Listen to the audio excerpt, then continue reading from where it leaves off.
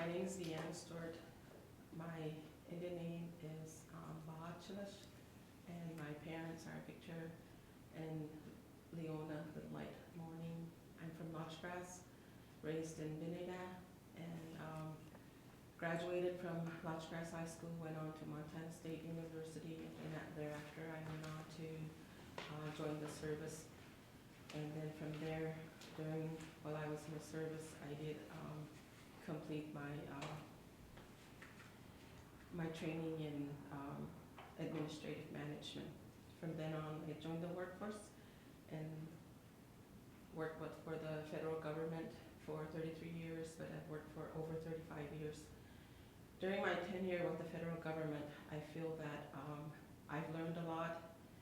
It was a long journey, 35 years with the federal government as well as other jobs that I've held. And I feel like I'm qualified because I've been in management and administrative positions for the past over 10 years, and in leadership as well.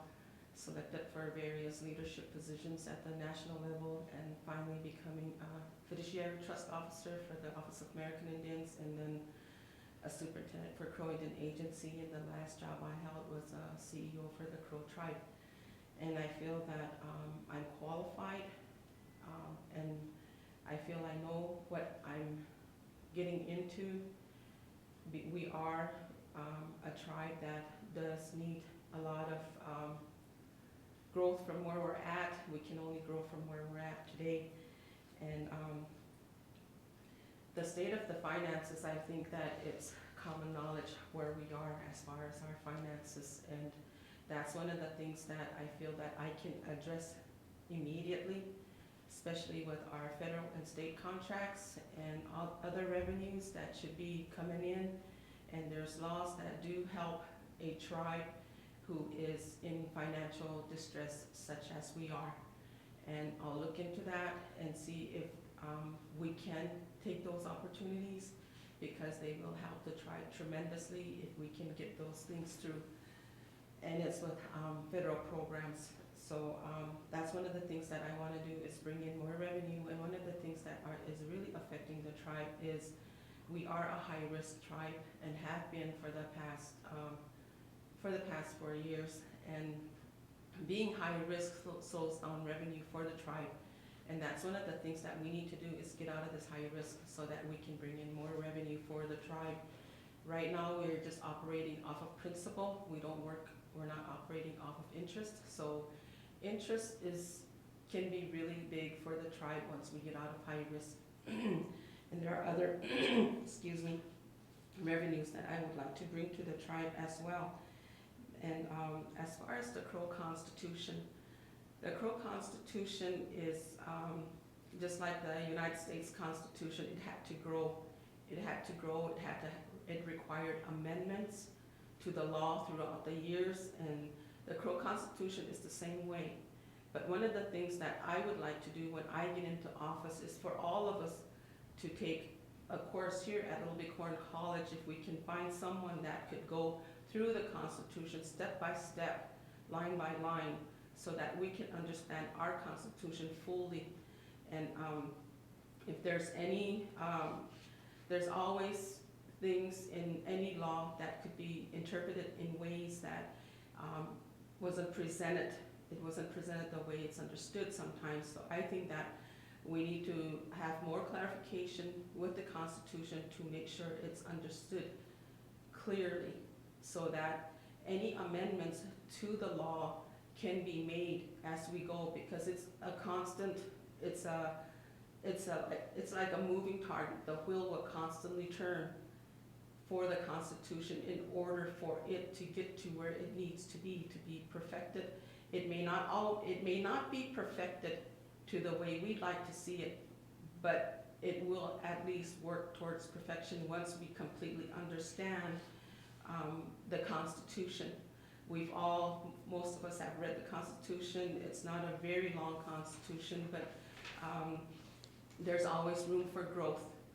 And for all the three branches to come together and to work together, we will not always agree on things, but we will always work together. Is That's one of the main things, is to work together and get to where we need to go as a tribe. And one of the things that I always think about is that that I mentioned in one of the rallies that I had, was that you look at your Crow tribal enrollment number. If you were to pull it out, the number that you will see at the beginning is a 202. That identifies you as a Crow tribal member, and that makes us all one. We're all 202 Crow tribal members, and that's how everybody looks at us, even at the national level.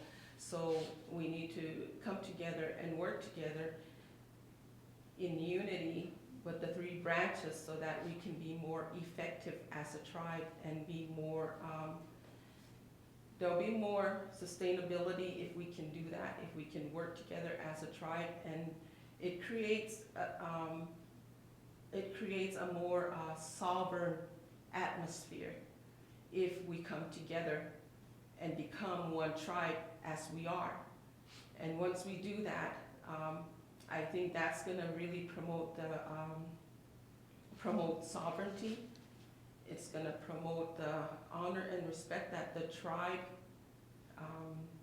has lost some. I know that it was difficult to work with businesses, because when there's a division, people are apprehensive to work with a tribe. And once we come together, that apprehensive that some of these companies or other entities feel, I think that will kind of start going away once we come together as a tribe, as one, which is what we are. The economic conditions have been very, it hasn't been the best, because there hasn't really been any kind of developments to help boost the economics of our tribe. And because there's not a lot of developments going on, we need to promote our, we have a vast amount of resources on our reservation. We have one of the largest reservations of the United States, in the United States. We have so much resources. We have agricultural, we have coal, we have oil, we have gas, we have timber, we have a vast amount of resources, but how do we bring the economics to our tribe, which is right now, it's probably one of its lowest points right now. How do we do that? Well, I think that we can do that by promoting what our tribe offers, and bring in businesses that will use our own to make our tribe and take our tribe where it needs to go. Because it can happen, because I've had the opportunity to work with a lot of our tribal members that are very sharp, very, they have goals, they're entrepreneurs that want to make a goal. And I think if we start investing in our own and help them make a goal of what their goals and their dreams are, and it will help develop our economy on our reservation. And not only that, it'll revolve. We need to bring in things that are gonna revolve within the reservation, rather than money coming in and being used somewhere else. We need to figure out ways and be innovative on how we bring in revenue that will stay on the reservation. Those are the things that we need to be exploring. We need to be looking at that, because when income comes in, when we start getting money coming into our tribal members, the first thing that happens is everybody runs to Walmart or wherever, and they're the ones that capitalize on our revenue that come in. We need to bring that onto our reservation so that we can start capitalizing on our own income and bringing that revenue onto the reservation, so that we can have our own growth.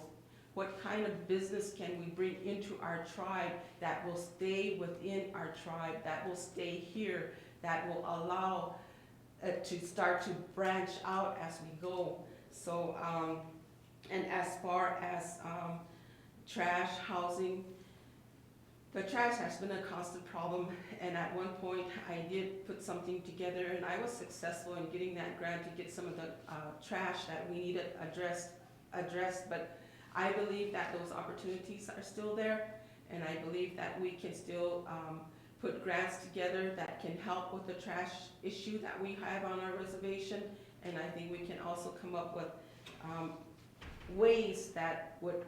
But with this, I would like to bring in and work with the senators, and if elected, or when, I would like to work with the senators and work as one to address all of these things. And then the children and elders, there's the housing issue.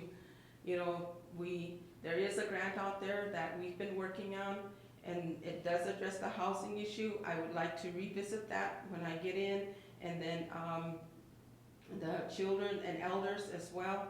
You know, we need our children.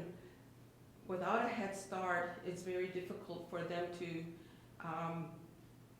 identify what their needs are before they go into elementary, because during those years are very critical. The most critical stage of our children's lives is during those preschool and those Head Start years, because they're getting ready to transition into elementary, and at that point, that's when all their things are identified at that time. Their learning skills, their learning abilities are identified at that time and are addressed. In working with the different schools that they'll be going into, the schools work with one another to address those areas with each student before they go into that elementary school. When they go into that elementary school, the elementary school already knows what the help that is needed by each student from Head Start. So it's very critical and so important to bring that back, because it's an injustice to our children to not have a preschool, to not have a Head Start. Not having any of that is an injustice, because they are our future. We talk about they are our future. They are our future. And right now, when they start elementary, they're not going to have things like that are not going to be identified before they go into the elementary years. And our elders, there's so much that we can address regarding our elders. They get the benefits every month. The monthly benefits that they get is something that they count on. It's just like back when they used to get lease income every fall, because I was in the leasing part of the BIA for years and years. I started my career in the leasing, and before the fall came around for the leases to be paid, they were really waiting for it, because that's when they made balloon payments on their vehicles. They paid all their bills that needed to be paid, and they stocked up, and they did all this stuff, and they counted on that money every fall. And it's true for the elder benefits every month. The elder benefits that they receive every month, they plan for it, they look forward to it, because it is income that they use, and we will work diligently to make sure that that income continues to flow into their home to help pay for their finances. And then the other thing is, there's all these other things that I often wonder about what happened to those programs, and I would like to see what did happen to them. We used to have winterizing for the elders. Before the winter months, the elders had their homes winterized, and they had handicap ramps that are put in for them. If you're handicapped, if you're an elder, you had handicap ramps that were installed in these homes. You know, there was all these different programs that I remember throughout the years that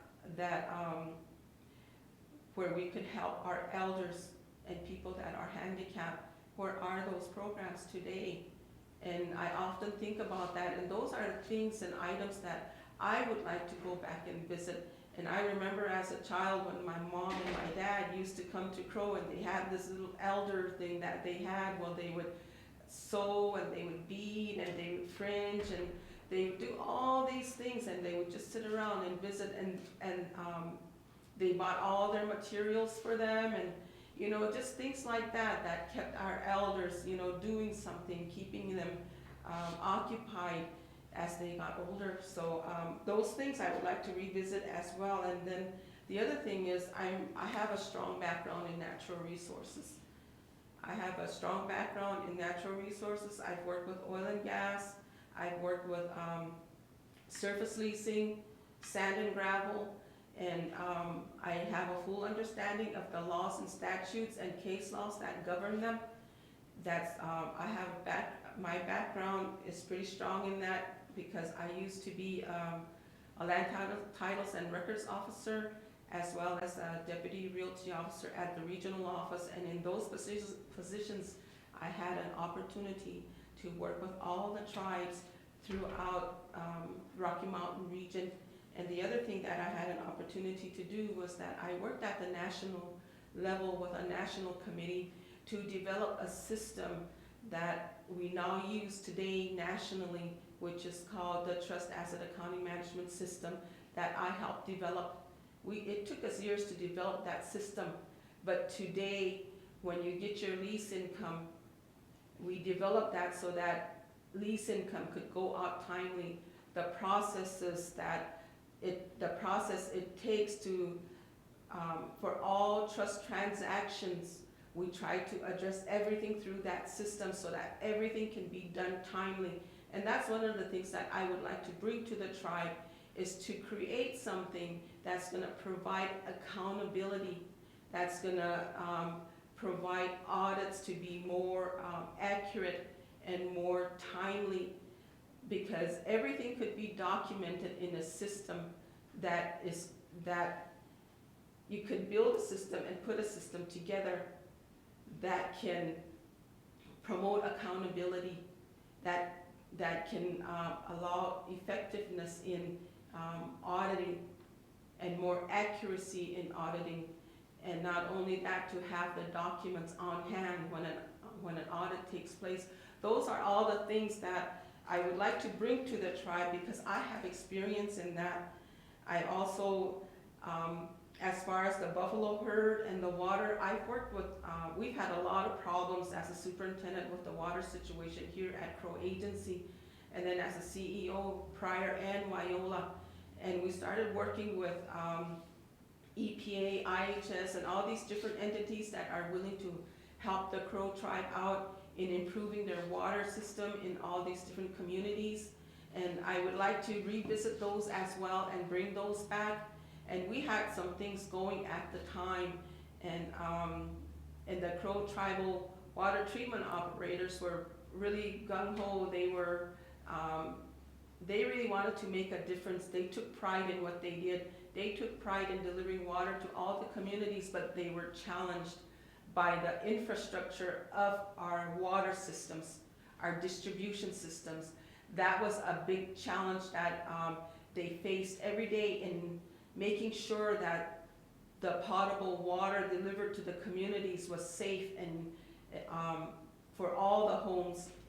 And that was, the finances was a big challenge there, because there is no, even on the BIA side, there's no appropriations for that program, even though it's vital, it's critical. It provides water to schools, hospitals, residential businesses. It does so much, and yet it's underfunded. It doesn't have what it needs to build an infrastructure, to get an infrastructure together that's gonna be more safe and more effective and bring it up to date. Our systems need to be updated and brought up to the standards today, and we computerized the BIA systems not too long before I left, but a lot of our systems were not designed and built to serve communities as big as they serve today, and those communities are gonna still continue to grow. And that would be one of the main things that I would like to do, is to address the water situations in each of the communities so that we could effectively work in getting potable water out to the communities, safe water, safe drinking water out to the communities.